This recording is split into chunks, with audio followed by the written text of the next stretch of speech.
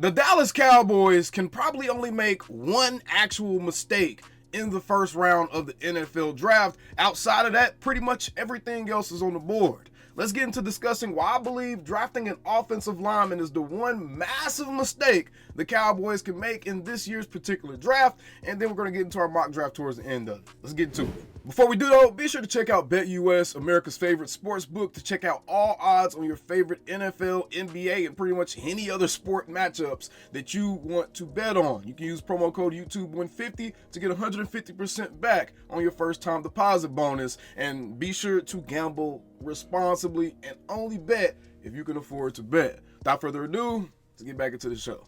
Alright guys, it is now officially NFL draft season, and there's a lot of smart and not so smart people giving their takes about what the Dallas Cowboys should do. Now, I'm very well aware that some of you guys' favorite media representatives for the Dallas Cowboys are heavily in favor of drafting the offensive line in the first round again for the Dallas Cowboys, but I'm here to tell you exactly why that is wrong, and they're putting your hopes in the wrong spot. And even the teams that are winning championships and competing aren't building their offensive lines like this.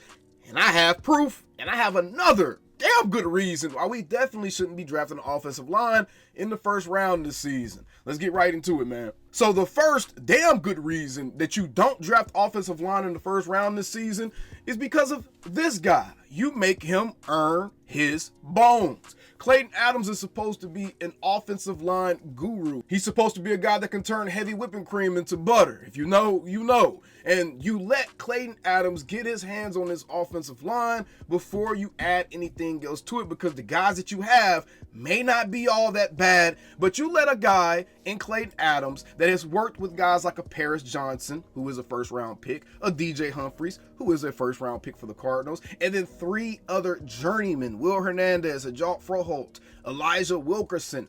He was able to work with three journeymen, two first round type talents on that offensive line in Arizona, and was able to make Arizona one of the best rushing teams in the league. He was able to coach that group up into one of the most equipped and capable offensive line units in the entire NFL. He didn't need first round picks all the way across the board. Look, I don't know if y'all know this already, but the Cowboys, they have their two first round pick offensive linemen on that line already. Really, they got three right now if you still count Zach Martin, but they have their two first round offensive linemen already. No team in the league, and I'm about to show you, I'm not just going to say it, I'm going to show you. No team in the league is trying to invest this much draft capital into the offensive line, yet we know what the results have been for the Cowboys. What's the definition of insanity? Didn't y'all say y'all wanted Jerry and Steve and them to do things differently this offseason? Shouldn't Cowboys fans also be thinking like that? Shouldn't Cowboys fans also want to try things a little bit differently this season? Instead of being the team that has picked the most first round offensive linemen in the NFL over the last 4 or 5 seasons, how about we actually help the offense in a tangible way? How about we actually put guys out there that can make an immediate impact in year one by way of scoring points or getting sacks or interceptions or receiving touchdowns or rushing touchdowns? Anything else but offensive line in this particular year, in a draft class that is heavy, is top heavy with skill position players. You do not pick an offensive lineman in this type of season, especially when you just hired a fancy new offensive coordinator who's supposed to be an offensive line whisperer. Let's see if he can whisper some sweet nothings to the offensive line we have and make them pick their ass up out the mud, man. This makes no sense. And here's the proof of that. The Detroit Lions all-time draft. In 2024, they spent their first round pick on a DB. In 2023, they spent their first round pick on a running back. In 2022, they spent their first round pick on a defensive end. In 2021, they spent their 7th overall pick on Penei Sewell, and Penei Sewell was supposed to be up there. Penei Sewell was easily one of the best players in the entire draft class, and the Lions used a very smart pick at 7, a top 10 pick. Usually that top 10 range, especially if you're looking at top 7, is where you're going to be able to pick some of the best offensive linemen in the draft. The Lions were able to pick up one of the best, if not the best offensive lineman in the draft. Okay, I can see you making that move. By the time the Cowboys pick at 12, there's going to be at least 2 or 3 other offensive linemen already going off the board. 2024. So you're going to be picking not the best offensive lineman in the draft, probably the third or fourth best offensive lineman, and skipping the best running back, the top 2 receiver, a top tight end, a top defensive end, a top defensive back like a Will Jones. You're going to be skipping one of the top 2 players at their positions to draft one of the third or fourth best offensive linemen at number 12. That doesn't make sense. In 2020, they drafted a cornerback by way of Jeff Okudah. In 2019, they drafted TJ Hawkinson. So we can go all the way back to 2019. The Lions have only spent 1 first-round draft pick on offensive linemen. Let's go to the Kansas City Chiefs, the team that's actually been winning Super Bowls. Let's go to those guys, right? We look at the Kansas City Chiefs, 2024, their first-round pick was Xavier Worthy. 2023, their first-round pick was a defensive end. 2022, their first-round pick was a cornerback. 2021, first pick off the board was a linebacker. 2020, their first pick was a running back. 2019, their first pick was a wide receiver. 2018, their first pick was a defensive end. 2017, their first pick. The Chiefs have literally the best quarterback in the league, and they have not spent a single first-round draft pick on an offensive lineman in this entire dynasty they've created. They have never used a first-round draft pick on an offensive lineman. Can we please stop acting like first-round draft picks on the offensive line is what leads to winning, bruh? Good coaches and good players what leads to winning. You do not need a first-round draft pick used on the offensive line. Oh, let's look at Philly, a team that's notoriously known for their offensive line. You would think that they probably have been the team that's used a bunch of first-round picks on offensive linemen, right? Oh, 2024, first pick was a corner. 2023, first pick was a defensive lineman. 2022, first pick was a defensive tackle. And the Eagles actually had 2 first-round picks in 2023. Didn't pick offensive lineman with either one of them. 2021, first pick was a receiver. 2020, first pick was a receiver. 2019, oh, they finally drafted a tackle. So I have to go back 6 years to find the last tackle that the Eagles actually drafted in the first round. And then you go back before that, and it's literally years before you get to another first-round offensive lineman. So the offensive lineman for the Eagles have one of the best assortments of offensive linemen in the league, and you literally have to go back 10 years plus to get to where they picked over 1 offensive lineman in the first round. And again, we looked at the Eagles' repertoire, bro. They haven't used a single first-round draft pick on an offensive lineman since 2019, man. Why do we feel like we need to blow first rounders on offensive linemen when everyone else is getting skill positions? Everyone else is either getting skill positions or they're getting defensive players. What are we doing?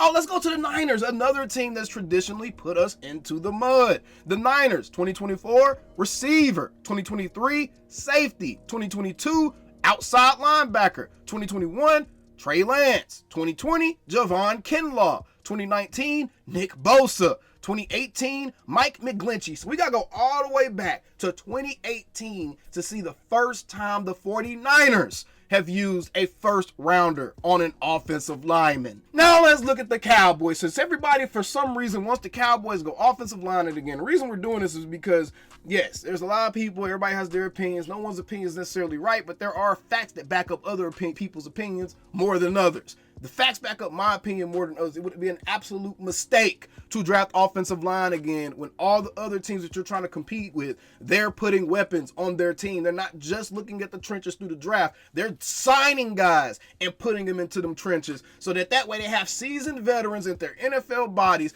already ready to step in and play that position. The Cowboys, now y'all remember, only one of these other teams, the Lions, were the only other team that actually used a first-round draft pick on an offensive lineman in the 2020s, y'all. Let's look at the Cowboys. 2024, offensive lineman, there's one. 2023, Mozzie Smith. 2022, offensive lineman, there's 2. We're already at 2. We're just at 2022, y'all. We are already at 2 first-round picks used on the offensive line already. And in 2023, we got Mozzie. So we have not added an actual skill position player to the offense since we drafted CeeDee Lamb. We haven't added a skill position player to the offense since we drafted CeeDee Lamb. I'm talking about a high draft pick. Luke Schoonmaker, he started to come along a little bit, so I guess I can kind of throw him in there. But guys, you want to get our 3rd first-round offensive lineman out of the last 4 seasons? Are y'all serious right now? For what? For what, bruh? For what? All right, I'm just saying. It's not wise. I just showed you evidence across the league. No one else does stuff like this. Y'all keep saying you want the Cowboys to do things differently, yet you're encouraging them to go down the same exact path that they've taken multiple times before, and it has not helped us as a team. Go get weapons. It's that simple, man. Do not overcomplicate this thing. It amazes me how people try to flex their superior mind and their superior football intellect, people, to the point to where they start ignoring the obvious choice. They start trying to convolute the choices. You don't need another first-round offensive lineman. What's wrong with drafting an offensive lineman later in the draft when you have all those fifth-round picks? If you want to add another O lineman, you have a ton of fifth-round picks. You let Clayton Adams get his hands on the guys that we have here and see if he can fix them. And then next season, if he can't fix them, or whoever he feels like he can't fix, that's who you replace. What are we doing? All right, y'all. So let's go ahead and jump into the NFL draft portion of today's show. And we're going to do our mock draft, our first mock draft of the offseason this year. And we're going to do 3 rounds. We're going to do 3 rounds. And we're going to obviously be the Cowboys. Let's go ahead and enter a solo draft here. And let's get this thing started. All right, so we got Shadur going number 1 to the Titans. Then Will Campbell.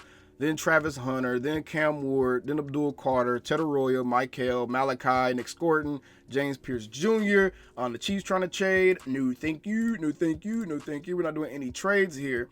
All right, so on the board for the Cowboys, we're looking at Mason Graham, Ashton Jeanty. I see Tyler Warren. There's one of those offensive linemen, Kelvin Banks Jr. We got Luther Burton up here. Okay, so we got a premium draft pick available. We're gonna keep it simple. We're going to go ahead and get our running back here. We're going to get Ashton Jeanty. I can absolutely see people wanting to take a Mason Graham right here. I do not blame you. Mason Graham, I feel like, would probably be just as impactful of a pick on the defensive side. I like watching offense with my teams because it's more fun to watch. We're going to go ahead and draft Ashton Jeanty right here, get our running back out the way early. All right, so we're here at pick 2, and on the board, let's look at the offensive players we have on the board. We got Omarion Hampton there. We got Harold Fannin Jr. We got Trey Harris, the wide receiver from Ole Miss. Ooh, we got Caleb Johnson there. Let me see. Donovan Jackson, the offensive guard from Ohio State. Emory Jones. Isaiah Bond. Now, the Cowboys did say they wanted to try to get a wide receiver in the 2nd round. I think I'm going to probably go Jaden Higgins right here then. I think I'm going to go Jaden Higgins because he's more of a Dak-friendly type of receiver.